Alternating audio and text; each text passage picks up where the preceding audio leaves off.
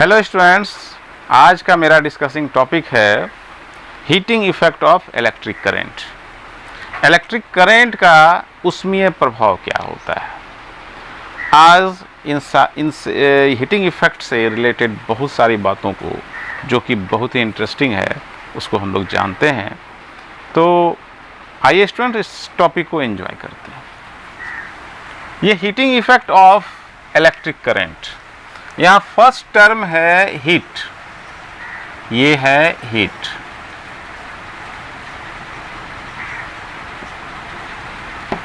तो मेरा क्वेश्चन है कि व्हाट इज हीट। हीट क्या है? तो आंसर है कि heat is a form of energy. तो सर जब ये एनर्जी है तो एनर्जी का जो भी प्रॉपर्टी है उसको वो डिजर्व करेगा, ऑब्वियसली करेगा। इसका एसआई यूनिट क्या होगा? जूल होगा, ठीक है ना। और हमको पता है law of conservation of energy से कि energy neither be created not destroyed at any cost, but it can be converted into one form to another form. तो यहाँ भी कोई भी एनर्जी वो हीट एनर्जी में ट्रांसफॉर्म हो सकती है, ठीक है। तो यहाँ हमको बस ये जानना है कि हीट एनर्जी जो इलेक्ट्रिक करंट के रूपांतरण से इलेक्ट्रिकल एनर्जी जो कन्वर्ट हो गई हीट एनर्जी में, वो क्यों हो गई, कैसे होती है, कितना होती है। तो what is heat? Heat is a form of energy, heat energy, ठीक है। And it's SI unit is joule. अब आप प्रश्न करेंगे कि सर क्या ये स्केलर क्वांटिटी होगा या वेक्टर क्वांटिटी होगा? तो निश्चित रूप से हमें पता है कि एनर्जी स्केलर क्वांटिटी होती है, हीट एनर्जी, हीट भी एक एनर्जी है, तो ये भी एक स्केलर क्वांटिटी है। इसका ऐसा यूनिट जूल होगा। अब सर फ्लो ऑफ एनर्जी, तो क्या हीट एनर्जी का फ्लो होगा? बिल्कुल होगा। तो किधर से किधर होगा? तो ये निर्धारित करने का काम, ये जो डायरेक्शन जो प्रोवाइड करेगा वो कौन करेगा? जो डायरेक्टर है। कौन है इसका डायरेक्टर? तो इसका हीट एनर्जी के फ्लो का, heat energy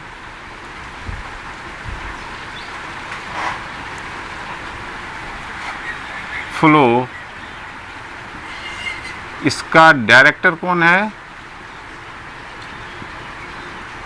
director is temperature.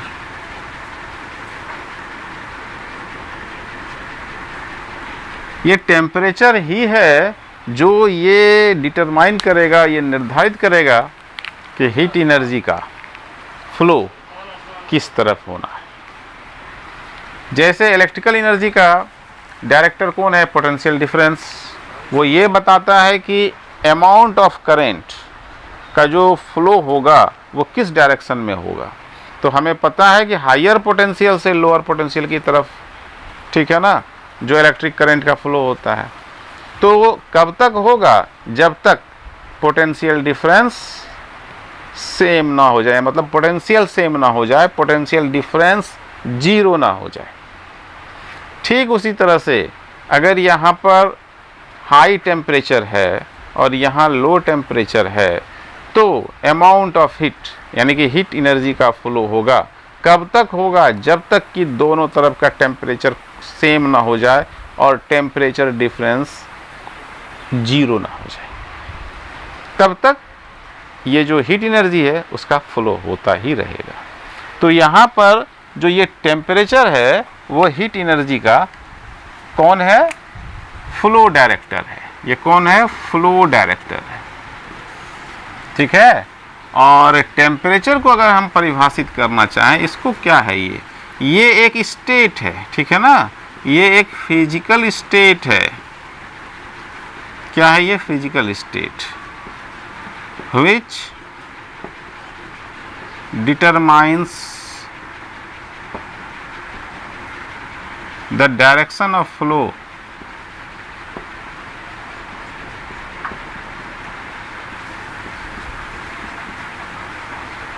of heat energy।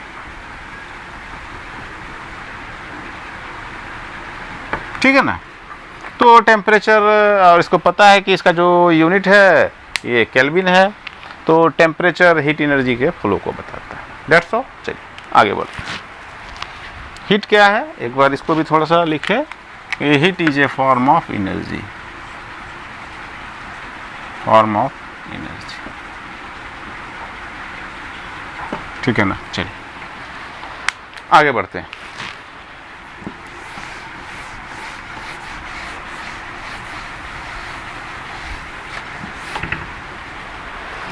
अब देखिए स्टूडेंट्स, मान लेते हैं यहाँ पर एक हम सॉलिड कंडक्टर की बात करते हैं। सपोज कीजिए कि एक कॉपर वायर है, ठीक है, ये एक कॉपर वायर है।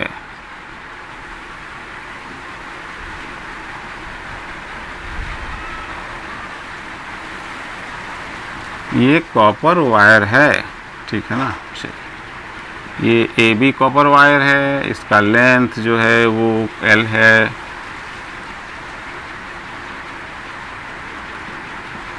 ये क्रॉस सेक्शनल एरिया जो है वो A है। मान लेते हैं कि इसका डायमीटर यहाँ का जो है ये D है, तो रेडियस जो है ये R है, रेडियस, ये एरिया, ये लेंथ, ठीक। तो ये जो वायर है इसको हम दो तरह से गर्म कर सकते हैं। और सबसे पहले बात, एक बात जाने कि मेरा जो एक क्वेश्चन होगा कि हमें ये क्यों जानना है, ये हीटिंग इफेक्ट हम क्यों पढ़ें, क्या आवश्यकता है हमको इसको जानने की। तो देखिए स्टूडेंट्स, बहुत सारा आंसर्स हो सकता है कि सर मैं अपनी जिज्ञासा शांत करना चाहता हूँ, हम ज़्यादा से ज़्यादा जानना चाहते हैं नेचुरल फेनोमिना को, नेचर को, उसके जो बिहाइंड लॉजिक्स है उसको, एक्सप्लेनेशन है उसको। तो बहुत सारी बातें हो सकती है, लेकिन इसमें जो डोमिनेंट और प्रैक्टिकल ये है फैक्ट कि हम उस हीट एनर्जी को, उस एनर्जी को अपने दैनिक जीवन में, डेली जो यूज है मेरा, उसमें उसको हम यूज करना चाहते हैं। और यूज करना चाहते हैं, उस हीट हमें चाहिए, I require heat energy, we require heat energy, इसलिए हम इसको जानना ज़्यादा ज़रूरी समझते हैं। हमको ये जानना है कि हीट हमें प्राप्त कैसे होगा, कितना अमाउंट ऑफ हीट प्राप्त होगा, क्योंकि मेरा जो रिक्वायर्ड टारगेट है, रिक्वायर्ड अमाउंट ऑफ हीट है, उतना ही चाहिए। उससे ज़्यादा बहुत हो वो भी नहीं चाहिए, उससे बहुत कम हो वो भी नहीं चाहिए। तो ये हमें जानना होगा, इसीलिए हम इसको पढ़ते हैं, पढ़ेंगे और विस्तृत रूप से जानेंगे। कुछ अभी, कुछ एडवांस क्लासेज में, यानी कि एक पूरी तरह से जब ये हमारा कंसेप्ट बन जाएगा तो हम इसको यूज कर पाएंगे, ठीक है। तो इसीलिए जो ये जो फैक्ट है कि heating effect of electric current हमें जानना है, क्योंकि हम उसको यूज करना है, ठीक। अब देखिए, मान लीजिए कि ये वायर है, इसको हमको हीट एनर्जी देना है, इसको हमको गर्म करना है। तो गर्म करने का दो तरीका होता है मेरे पास है। एक तरीका है कि हम इसको, एक सोर्स है, मान लीजिए कि ये एक सोर्स है, ठीक है ना। इस सोर्स से हम हीट गेन करते हैं, हीट गेन करते हैं, ठीक है। और हमको पता है कि हमारे यूनिवर्स में, हमारा जो ये सोलर सिस्टम है, इसमें जो एफिशिएंट सोर्स कौन है, सन है। तो मान लीजिए कि ये सोर्स है मेरा सन, ठीक है ना। इस सन से, यही हमारा एफिशिएंट सोर्स है हमारे यूनिवर्स में, एफिशिएंट सोर्स। इससे हम हीट एनर्जी लेते हैं और ये वायर मेरा गर्म हो जाए, ठीक है। एक तरीका तो ये है। दूसरा तरीका सर कौन सा है? तो दूसरा तरीका है कि हम मैकेनिकल एनर्जी को, ये मैकेनिकल एनर्जी है,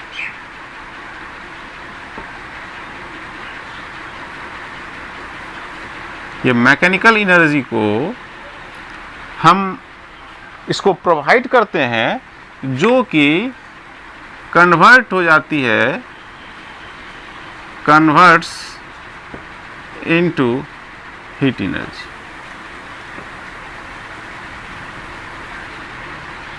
ठीक है ना। तो हम दो तरह से इस वायर को गर्म कर सकते हैं। पहला तरीका कौन सा है? डायरेक्ट सोर्स ऑफ हीट, जो हीट सोर्स है उससे प्राप्त कर लिए हीट। दूसरा क्या है? Converting process, transforming process. इसमें मैकेनिकल एनर्जी को प्रोवाइड किए, मैकेनिकल एनर्जी को अप्लाई किए, मैकेनिकल एनर्जी को दिए, और वो मैकेनिकल एनर्जी हीट एनर्जी में कन्वर्ट हो गई। तो मेरे पास दो तरीका है। कितने तरीके हैं स्टूडेंट्स? दो। पहला डायरेक्ट सोर्स, दूसरा इनडायरेक्ट सोर्स। इसको हम डायरेक्ट सोर्स भी कह सकते हैं। ये हुआ डायरेक्ट और ये हुआ इनडायरेक्ट। ठीक है ना? क्लियर है? अब आप बताइए कि इसका एक उदाहरण हम समझते हैं, बहुत ही दैनिक जीवन का एक उदाहरण है। आप आराम से इसको देखते हैं। एक वायर को लीजिए और धूप में जाकर रख दीजिए कुछ समय तक, 2 घंटे, 2.5 घंटे, 3 घंटे रखिए, तो क्या होगा? वो जब धूप में रहते रहते वो क्या होगा ना, वायर गर्म हो जाएगा। तो हीट एनर्जी प्राप्त किया ना? बिल्कुल किया सर। चलिए ठीक है। दूसरा तरीका क्या है? इस वायर को हम एक लोहे के हैमर से पीटना शुरू करते हैं, पीटते जाते हैं, पीटते जाते हैं। ऐसे है, ये वायर है, दे रहे हैं, दे रहे हैं, दे रहे हैं। तो क्या होगा? यहाँ हम कौन सी एनर्जी कर रहे हैं इसको? इस तरह से ये जो कलिजन हो रहा है, इस तरह से जो इसको पीट रहे हैं, तो स्ट्राइक करते करते क्या हो रहा है? ये मैकेनिकल एनर्जी हम दे रहे हैं, प्रोवाइड कर रहे हैं। तो मैकेनिकल एनर्जी, ये तार गर्म हो जाता है। तो इस वायर को गर्म करने का दो तरीका तो हम यूज करते हैं, देखते हैं। ठीक है ना? तो यही तो जो हम करते हैं, जो हम देखते हैं, वही तो विज्ञान है। सिर्फ उसके लॉजिक को हम विस्तार से समझ पाते हैं, समझने का प्रयास करते हैं। यही तो विज्ञान है। तो इस वायर को दो तरीके से गर्म किए, एक तो सोर्स ऑफ हीट और दूसरा मैकेनिकल। क्लियर है? चलिए अब यहाँ देखते हैं कि अगर मान लीजिए ये कॉपर वायर, सपोज करिए कि हम मेरा जो टारगेट है, मेरा जो यूज है, वो क्या है? जैसे कि सपोज करिए कि हम हीट क्यों पाना चाहते हैं? तो सर बहुत सा कारण है। अपने दैनिक जीवन में हम कपड़े को प्रेस करना चाहते हैं। रिंकल्ड मेरा जो शर्ट है, तो उसको हम प्रेस करके अच्छा से बनाते हैं, अच्छा शेप में लाते हैं, अच्छे से पहनते हैं उसको। मेरा जो इंडक्शन है जिस पर हम खाना बना रहे होते हैं, तो हमको वहाँ चाहिए, गर्म चाहिए। मेरा जो मोबाइल है, लैपटॉप है, जो भी इलेक्ट्रिक या इलेक्ट्रॉनिक सर्किट्स है, उसमें बहुत सारे कंपोनेंट्स लगे होते हैं, और उसको एक दूसरे में, उस सर्किट में, जिसको हम लोग कहते हैं पीसीबी, प्रिंटेड सर्किट बोर्ड, उसमें उसको जोड़ने में एक सोल्डरिंग आयरन आता है, जिसकी सहायता से हम जोड़ते हैं। तो वहाँ उसको भी गर्म करना, गर्मी चाहिए, उसको हीट चाहिए उसको जोड़ने के लिए। तो वहाँ पर भी तो हमको हीट चाहिए सर। तो बहुत सारे सिनेरियो में, बहुत सारे एस्पेक्ट में हमको हीट चाहिए होता है। तो मान लीजिए कि हम उस हीट को दो तरह से प्राप्त कर सकते हैं, एक डायरेक्ट सोर्स से और एक डायरेक्ट इनडायरेक्ट सोर्स से, यानी कि मैकेनिकल एनर्जी को प्रोवाइड करके। तो दोनों में, दोनों का अपना अपना, अपनी अपनी जगह पर इम्पोर्टेंस है। लेकिन देखें कि मेरे सिनेरियो में जो हमको सूटेबल बैठेगा, जो उसको हम ट्राई करेंगे। अब जैसे मान लीजिए कि हमको कपड़े को आयरन करना है, जो कि आप पहले ट्रेडिशनल अगर आप देखे होंगे तो पहले कुछ धोबी लोग क्या करते थे कि कोयले वगैरह की चूल्हा है, उस पर आयरन को रखें लोहे का, गर्म हुआ, फिर उसके बाद उसको कपड़े को फिर प्रेस किए, फिर रखे, फिर प्रेस किए, फिर रखे, फिर प्रेस किए। तो इसमें एक चीज़ आप समझिए कि अगर आप गर्म कर रहे हैं, वहाँ से लाए कपड़े तक, और कपड़े को कुछ समय, जिस समय लाए उस समय तो उसमें पर्याप्त उसका टेम्परेचर है, लेकिन समय के साथ आप आगे पढ़िएगा न्यूटन्स लॉ ऑफ कूलिंग, क्योंकि वो एटमॉस्फेयर में जो आसपास का जो सराउंडिंग्स है उसको भी वो इन्फ्लुएंस में लेता है। तो उसका जो है ना टेम्परेचर धीरे धीरे धीरे धीरे रिड्यूस होगा, घटता जाएगा, डिसेंडिंग ऑर्डर में जाएगा। तो अब आप फर्स्ट बार जो कपड़े को प्रेस कर रहे हैं, जितना रिंकल हटा पा रहा है, थोड़े समय के बाद वो नहीं हटा पाएगा, फिर जाके उसको आप रखे, फिर दिए, गर्म किए। तो ये आपका जो है ना समय की बर्बादी होगी। बार बार जाइए, बार बार गर्म कीजिए। आप कल्पना कीजिए अगर ऐसा हो कि हम आयरन प्रेस कर भी रहे हैं और वो हीट मेंटेनेंस है, हीट मेंटेन्ड है, मेंटेनेंस ऑफ हीट है, तो हमको परेशानी नहीं होगी। ठीक इसी तरह से जब आप किसी कंपोनेंट्स को सर्किट में जोड़ रहे होते हैं, आप एक बार वहाँ गर्म करके आइए, जोड़िए, जब तक जोड़िएगा तब तक वो मालूम हुआ कि ठंडा हो गया, फिर जाके गर्म करिए, फिर जोड़िए। इसके बदले सर ऐसा कुछ होता कि हम जोड़ रहे होते हैं और इसका जो है टेम्परेचर मेंटेन्ड होता, तो बहुत अच्छी बात होती सर। तो इसीलिए हमको यहाँ पर एक बात आई कि ये जो मैकेनिकल इफेक्ट है, ये मैकेनिकल एनर्जी जो है, इसको हम प्रोवाइड करते हैं और इससे क्या होता है कि ये कन्वर्ट होता है इनटू हीट एनर्जी।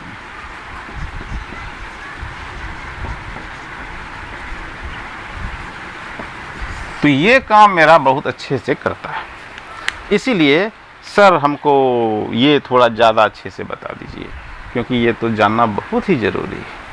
ठीक, तो आइए चलते हैं।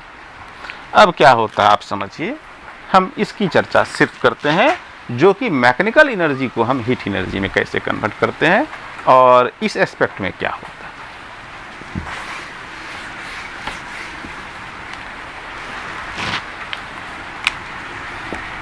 मान लीजिए कि ये एक वायर है, ठीक है,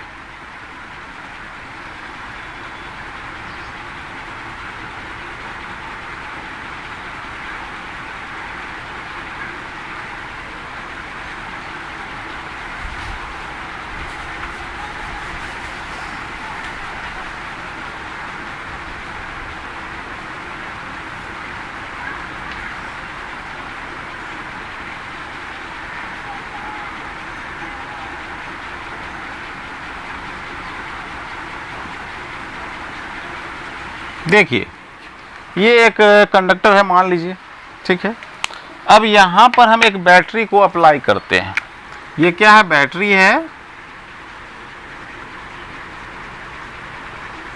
और मान लेते हैं कि यहाँ हम पोटेंशियल डिफरेंस देते हैं V वोल्ट। तो A और B के बीच में भी पोटेंशियल डिफरेंस क्या हो गया, V वोल्ट हो गया। क्लियर है। चलिए अब इससे होगा क्या, इसका इम्पैक्ट ये आएगा कि जो इलेक्ट्रिक फील्ड होगा ये पॉजिटिव टू नेगेटिव होगा, इलेक्ट्रिक फील्ड इस साइड बना, ठीक है ना, क्योंकि हमें पता है कि इलेक्ट्रिक फील्ड पॉजिटिव से नेगेटिव की तरफ बनाया। अब क्या होगा कि जो इलेक्ट्रिक जो कन्वेंशनल करंट है वो कुछ इस डायरेक्शन में फ्लो होगा, ठीक है। मान लेते हैं कि ये I एम्पियर है, ठीक, और इसका कुछ डायरेक्शन क्या है, क्लॉकवाइज डायरेक्शन है, क्लॉकवाइज, ठीक। और इलेक्ट्रॉन का फ्लो क्या होगा, वो कुछ इस डायरेक्शन में होगा, ये क्या होगा, एंटी क्लॉकवाइज।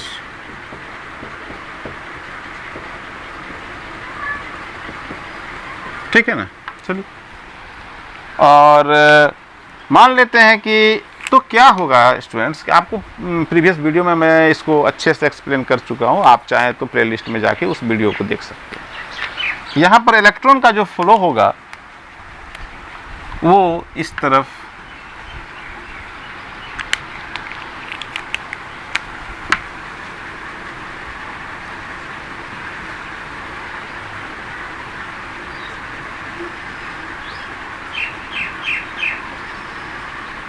इस तरह से होगा, ये ड्रिफ्ट वेलोसिटी से यूनि डायरेक्शनल में मोशन उसका होगा। अब हमें पता है कि कोई भी सॉलिड कंडक्टर में जो ये जो होता क्या है कि इसमें जो फिर जो पॉजिटिव आयंस है, इम्प्योरिटीज है, वो क्या करेगा ना, वो भी वाइब्रेशनल मोशन करता है। वो किस तरह से मोशन करता है, मान लीजिए कि ये है, तो ये ऐसे ऐसे ऐसे ऐसे, इसको क्या कहते हैं, ऑसिलेटरी मोशन करता है ये, ठीक है ना। तो इसमें क्या होता है कि मान लीजिए कि अगर इस तरह का मोशन कर रहा होता है तो ये इतना ऊपर गया फिर इतना नीचे आया, ऐसा समझिए। तो जितना ऊपर जाता है जितना नीचे जाता है उसको हम कहते हैं एम्पलीट्यूड। क्या कहते हैं, एम्पलीट्यूड, आयाम कहते हैं इसको हिंदी में, ठीक है ना। तो ये इलेक्ट्रॉन जब हम वोल्टेज यानी कि पोटेंशियल डिफरेंस को बढ़ाते हैं तो हमको पता है ओम्स के लॉ से कि जो फ्लोइंग करंट आई है वो भी बढ़ेगा, और वो बढ़ेगा तो जो जो कोलिजन है ये कोलाइड करेगा एक दूसरे, इलेक्ट्रॉन इलेक्ट्रॉन से भी कोलाइड कर सकता है, इलेक्ट्रॉन इस पार्टिकल से भी कोलाइड कर सकता है। तो रिजल्ट क्या होगा कि जितना ज़्यादा हम एम्पियर बढ़ाएंगे, जितना ज़्यादा फ्लोइंग करंट को बढ़ाएंगे, नंबर ऑफ कोलिजन्स बढ़ता जाएगा पर यूनिट टाइम। यानी यूनिट टाइम में अगर मान लीजिए कि पहले 10 कोलिजन हो रहा है, 10 कोलिजन्स पर सेकेंड है, तो अब हो सकता है कि 1000 कोलिजन पर सेकेंड होगा। ठीक है, क्लियर है? तो जो सबसे पहली बात तो आप ये समझें कि ये बैटरी, इसके अंदर क्या है? Chemical energy.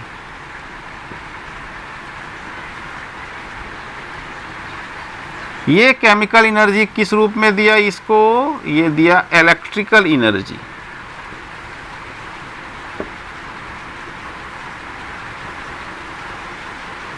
इसके कारण एक इलेक्ट्रिक फील्ड बना, जिसके कारण कि इस इलेक्ट्रॉन पर एक फोर्स अप्लाई हुआ, और हमें पता है कि force is equal to mass into acceleration. तो जो ये इलेक्ट्रॉन है वो एक्सेलरेटेड हुआ, और एक्सेलरेटेड इलेक्ट्रॉन्स जब इस पार्टिकल से टकराया तो ये टक्कर इन इलास्टिक कोलिजन है, और इसके कारण जो इसका जो काइनेटिक एनर्जी का ह्रास होगा, लॉस होगा, रिडक्शन होगा, कुछ घट जाएगा। ठीक है ना? और क्या होगा कि वो एनर्जी इसको प्राप्त होगी, और ये कुछ विग्रसली वाइब्रेट करने लगेगा, और ज़्यादा वाइब्रेट करने लगेगा। तो मान लीजिए कि पहले यहाँ तक जाता था, वो यहाँ तक जाएगा, तो ये एम्पलीट्यूड कुछ इसका इस तरह का होगा। तो देख रहे हैं ना, एम्पलीट्यूड बढ़ गया। एम्पलीट्यूड बढ़ेगा तो जो इलेक्ट्रॉन का टक्कर और ज़्यादा विग्रसली होगा, और इसके कारण हीट ये जो काइनेटिक एनर्जी जो एब्जॉर्ब किया, जो उसका जो कोलिजन नंबर ऑफ कोलिजन्स बढ़ता गया, तो हीट एनर्जी में कन्वर्ट हो गया। तो यही एक कारण है कि हीट एनर्जी में इलेक्ट्रिकल एनर्जी कन्वर्ट होती क्यों है। तो यही इसका this is the logic behind it. Clear हो गया स्टूडेंट्स? तो हम क्या देख पाए? अगर इसको हम एक वे दें, एक क्रोनोलॉजी को देखें, तो क्या देखेंगे कि सबसे पहले जो हम बैटरी दिए,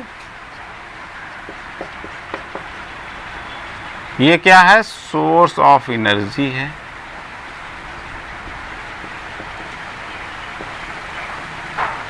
ठीक है ना? और ये सोर्स ऑफ एनर्जी है, ये केमिकल एनर्जी, यहाँ से ये दिया इलेक्ट्रिकल एनर्जी।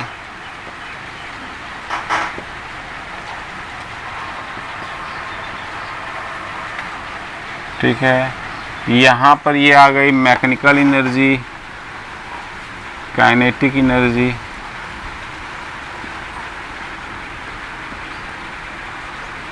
क्यों? क्योंकि इसने क्या किया?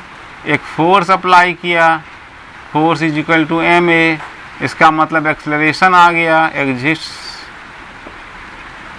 एक्सेलरेशन आया मतलब वेलोसिटी इंक्रीज कर गई, वेलोसिटी बढ़ गई। वेलोसिटी का जो मैग्नीट्यूड है वो क्या हो गया? वेलोसिटी इंक्रीज कर गई, और वेलोसिटी इंक्रीज कर गई तो काइनेटिक एनर्जी क्या होता है? K E is equal to half M B square. तो काइनेटिक एनर्जी भी बढ़ गई, और यही काइनेटिक एनर्जी हीट एनर्जी में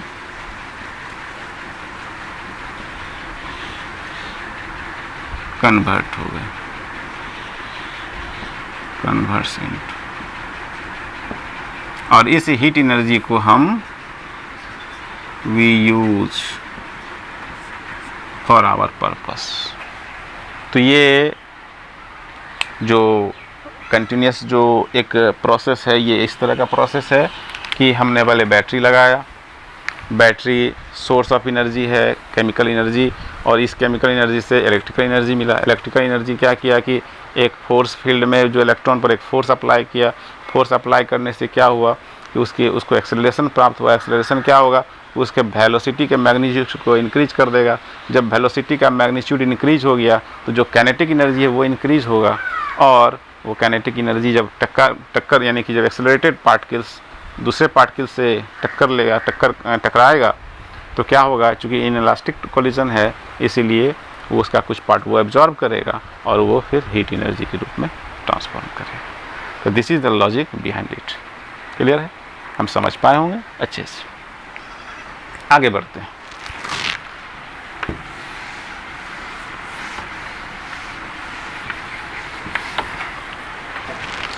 दूसरा अब है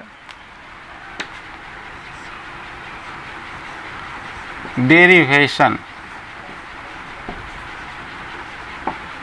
ठीक है ना, मतलब क्या है कि आखिर हमको ये तो पता चला कि सर हीट निकले, हीट हमको मिल गया, लेकिन अमाउंट ऑफ हीट क्या होगा, what is the amount of heat, चलिए उसको पता करते हैं।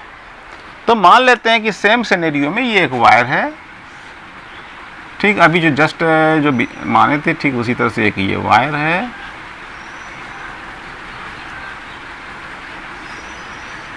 इसको एक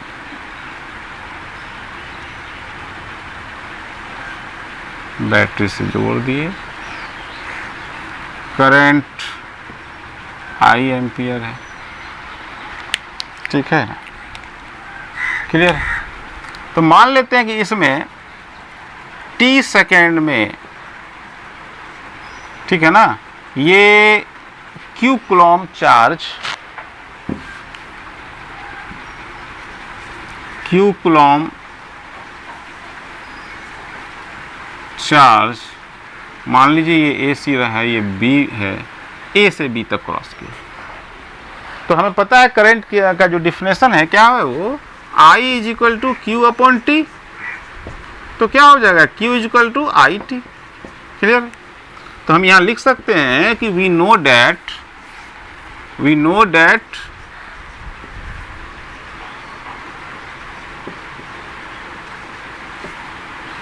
Q is equal to I T. This is equation first. Clear. चलिए दूसरा क्या है कि हमको पता है कि वर्क डन क्या है, पोटेंशियल डिफरेंस क्या था कि यूनिट पॉजिटिव चार्ज को इन्फिनिटी से किसी सर्टेन पॉइंट तक जहां पर हमें निकालना है उस पॉइंट तक लाने में जितना वर्क डन होता था।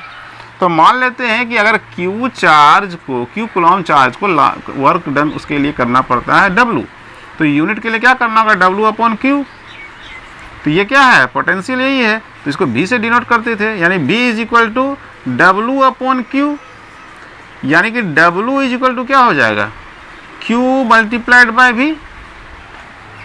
तो हम लिखेंगे according to definition of potential difference we know that W is equal to Q multiplied by V.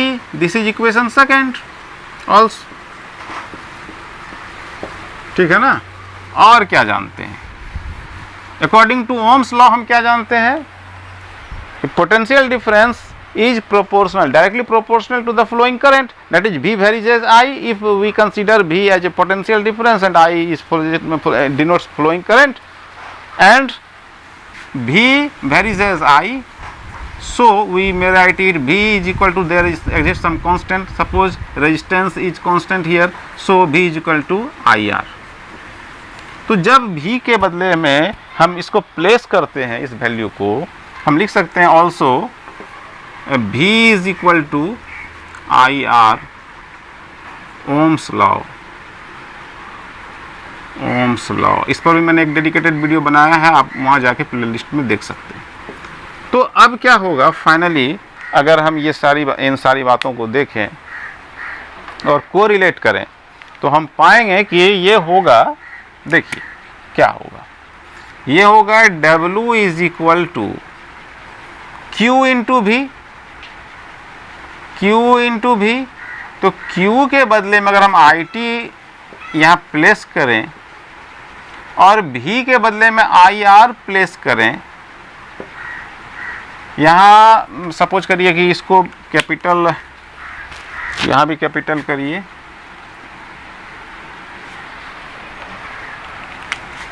चूँकि आई कैपिटल लिए हैं इसलिए आई कैपिटल करिए, तो यहाँ आप करिए,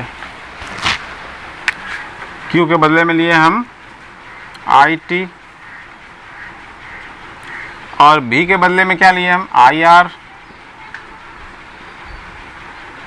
तो ये क्या हो गया, W is equal to I square R T, इतना जूल हो गया। तो यही मेरा डेरिवेशन है कि W is equal to I square R T मिला हमको। चल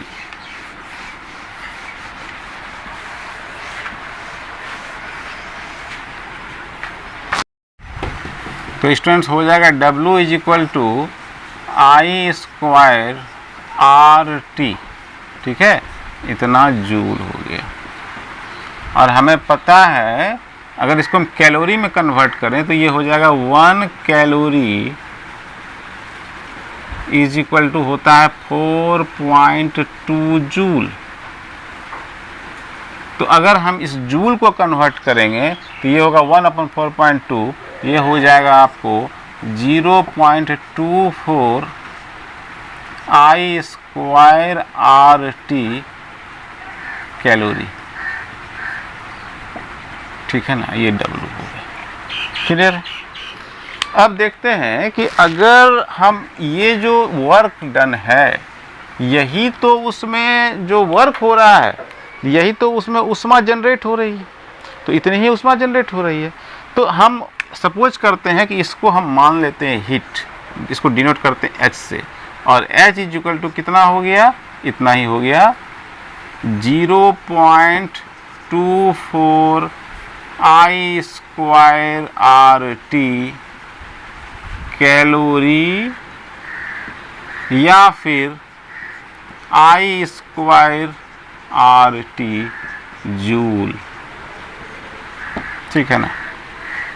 क्लियर हो गया, समझ पाए होंगे हम पूरी तरह से। अब आगे बढ़ते हैं स्टूडेंट्स। देखिए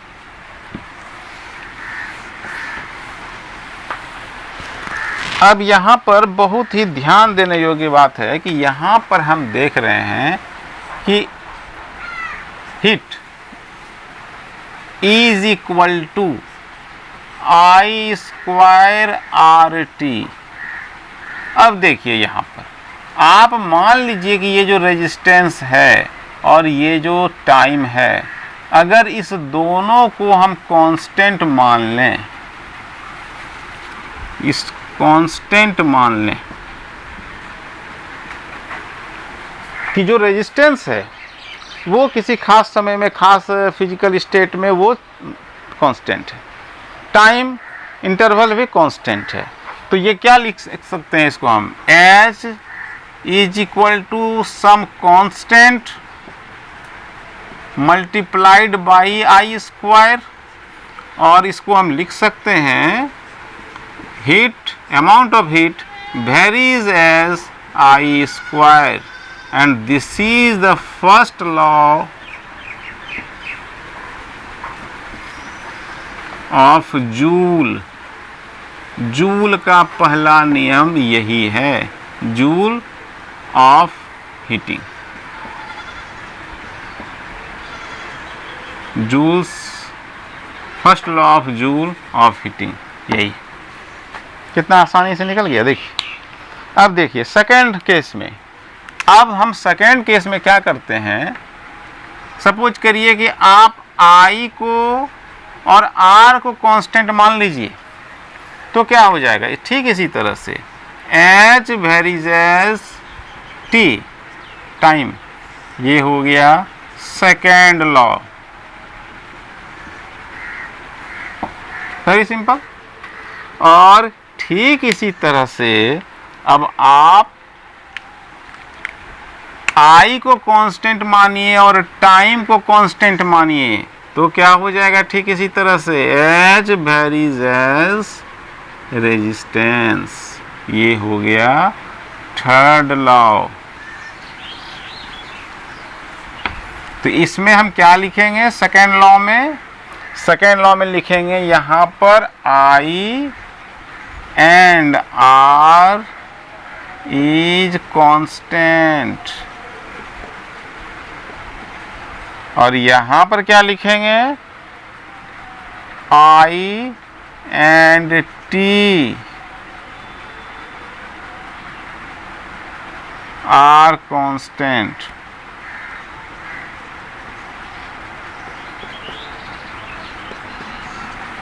तो ये जो तीनों केसेज है, this is considered as a rule of Joule's law for heating और heating effect of electric current. ये क्या है, जूल्स लॉ ऑफ हीटिंग या जूल्स लॉ ऑफ हीट या फिर heating effect of electric current. तो स्टूडेंट्स, बहुत ही आसान तरीके से बातों बातों में ये पूरी तरह से क्लियर हो गया। ये मेरा कंसेप्ट पूरे तरह से मेरी समझ में तो डाउट फ्री हो गया, कोई डाउट नहीं। फिर भी अगर आपको कोई डाउट हो तो आप प्लीज़ कमेंट्स करिए और हमें बताइए अपने प्रॉब्लम को, और मैं पूरी कोशिश करूंगा कि आपके प्रॉब्लम को, आपके डाउट को सॉर्ट आउट करूं। और आप इसको अच्छे से एक बार दो बार नोट डाउन करिए, स्टडी कीजिए, उसको फिर देखिए, और फिर आप एक कॉपी बना करके इसको एक बार फिर से अपने से भी डिराइव करिए, और फिर देखिए अगर कोई दिक्कत हो तो आप मुझे ज़रूर से ज़रूर कमेंट्स करिए। All the best.